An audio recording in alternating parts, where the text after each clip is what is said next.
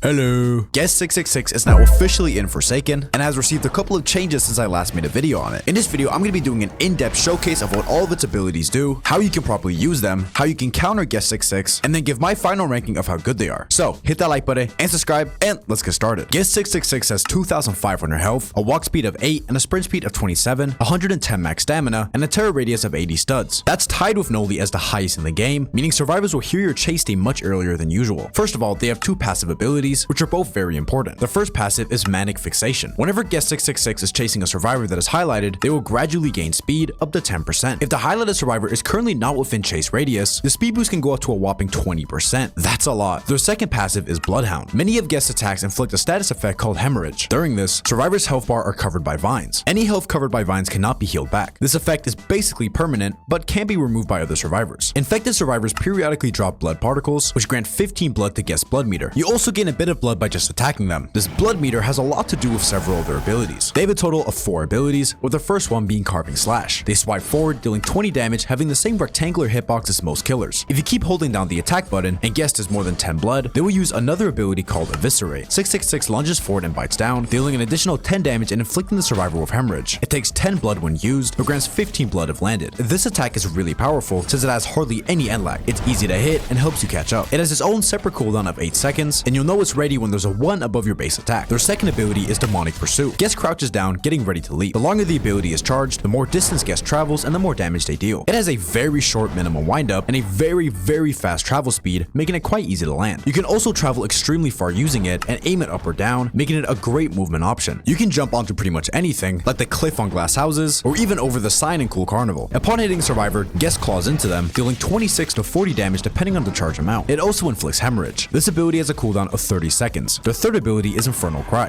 Guest 666 pauses in place and roars, creating a shockwave that goes through walls. If a survivor is hit, they're inflicted with blindness and forced to face Guest 666. You know what? I'm not going to call it that. For the rest of this video, I'm going to refer to Guest 666 as just Sixer. It's easier to say. Survivor's hit will be highlighted for 12 seconds, which due to Sixer's passive ability, gives Sixer a nice speed boost. It's a helpful tool for catching up to survivors looping you and has a cooldown of 20 seconds. Their final and most powerful ability is Blood Rush. Normally, it acts as their detection ability, highlighting all survivors on the map, with the duration of the highlight becoming longer the farther away they are. With a max of 20 seconds. When Sixer reaches maximum blood capacity, this move is replaced with Blood Hunt, and that's when stuff gets crazy. When activated, they stand still, releasing a bone-chilling roar, resetting all of their ability cooldowns and starting a Blood Hunt with a duration of 25 seconds. The game timer stops, unless there's one survivor left, and Sixer and all survivors now have a fully red screen, making it difficult to see what's happening. Sixer's movement is increased by 4%, and their terror radius is decreased by 50%, making it easier to sneak up. But I'm not sure how you're going to sneak up with that fat-ass build. Every 5 seconds, survivors have their location highlighted in red, and those with Hemorrhage are highlighted in white. If Guest 666 manages to get a kill, the Blood Hunt timer is extended by 15 seconds, allowing them to snowball several kills. Whenever a survivor is being chased by Sixer, the Hunt timer decreases half as fast. Oh yeah, and on top of this, he's now completely stun immune. Yep, all stunning does is inflict a bit of slowness and temporary helpless. Good luck escaping. But not only is his movement speed buffed, the timer paused, stun immune, and survivors constantly highlighted, many of his abilities are now more powerful. Demonic Pursuit will now deal extra damage to survivors of Hemorrhage for an additional 0.4 damage per unhealable health point. Infernal Cry now deals 10 damage, gives speed 1 for 3 seconds, and strength 1 for 8 seconds. Yeah, this is completely overpowered. The one caveat is every time you activate Blood Hunt, your max blood is raised by 50, making it more and more difficult to use. Well, that's it for their stats and abilities. Now, how can you best use them to terrorize lobbies? First of all, remember to use Eviscerate. It's one of your most powerful and consistent DPS options, and a slight lunge makes it super easy to catch up and chip off a bit of health. It's also a bit unexpected and can throw people off when they're trying to loop or dodge your attacks. Demonic Pursuit is also a move you should be using as often as possible since it's stupidly easy to hit. If you don't charge it, because of its low windup and insane speed, it's practically unreactable. But even if you do charge it, you're still able to actively aim it, making it easy to land as long as you don't let the survivor turn a corner. In an open area, it's often a free 26 to 40 damage. I also highly recommend practicing the jump aspect of it, as it can seriously catch people off guard. There are basically no safe spots from Sixer because they can suddenly leap up a mountain at lightning speed. If there is any open space between you and the survivor, they are in range of a hit. It's pretty crazy. Infernal Cry is an amazing option for dealing with people looping you, thanks to its correlation with Manic Fixation. During a chase, you can get up to a 10% speed boost, so using Infernal Cry can make a huge difference in catching up. And if you're in Blood Hunt, you should be constantly spamming this ability, as it's probably your strongest tool. 10 free damage, speed, and strength is absolutely ridiculous, especially considering that it's nearly impossible to miss the attack. It travels instantly, it's aimable up and down, and has a very generous hitbox. Blood Rush also helps with catching up to people, especially if you're far away from everyone. If survivors are highlighted in and outside of the chase distance, you get up to a 20% speed boost, which is absolutely insane. So whenever you're not currently in a chase, use that blood rush and abuse your speed. And while Infernal Cry is better for close range since it doesn't slow you down as much, blood rush can still be used if you manage to corner a survivor. In general, you want to try and maximize your blood gain, which you can do by inflicting hemorrhage and hitting those infected survivors. The more blood hunts you can manage to get off, the better. That's all the tips I got for using Guest 666. Now, before I give you my ranking, how do you counter this beast? One very powerful option is Taff, as it helps stall out blood hunt. Sentinels are basically useless for this due to the stun immunity, but Taff can still give slowness for the tripwires and inflict helpless using the bombs. Every second counts, because if the guest can't manage to get a kill for long enough, their blood hunt won't keep going. With this same argument, Build-A-Man is also a really good option, as even in blood hunt, you can't ignore a sentry. Either you constantly get slowed and looped, or you spend a couple seconds breaking it. Dusakar also applies powerful support, slowing guests down. However, you're very likely to get targeted if you pick this character, so good luck. Another annoying thing you can do to mess with this beast is abusing 007 clones. If you constantly have one in front of their face when they're chasing someone, they can no longer use Demonic Pursuit because the clone will tank the hit and trap guest in a long animation. It's really funny and makes Sixer players want to rip their hair out. I know this because it's happened to me a couple of times. But in general, for all survivors, try to minimize your blood loss. Sprinting with hemorrhage leaks more blood, so walk if possible. And if you see a teammate with hemorrhage, help them out as soon as possible. If you don't, you're both going to be in a lot of trouble. Also, make sure there is always a wall between you and 666. With the horrifying speed and jump strength of Guest 666, if you can see him, you're within range of an attack. So don't get too cocky and start emoting out in the open. With that said, how good is this killer? They are definitely extremely powerful and unlike anything we've seen before. Blood Hunt is overpowered, but if you learn how to prevent it being used too often and how to stall it out as much as possible, you still do have some good odds of winning. I'm gonna rank it as a high A tier, but honestly, it might be S tier. It's definitely gonna feel like an S tier the first week, as people won't know how to deal with it, but after a while, people will adjust, and I think it'll end up not being as broken as people think. But let me know in the comments below what you think, and whether or not you agree with my ranking. If you did enjoy this video, hit that like button and subscribe. Also, make sure to check out my Discord. I'll be active there after this video posts. If you enjoyed this video, check out my video on Veronica. Most likely that's already posted. With that said, I'll see you guys in the next video.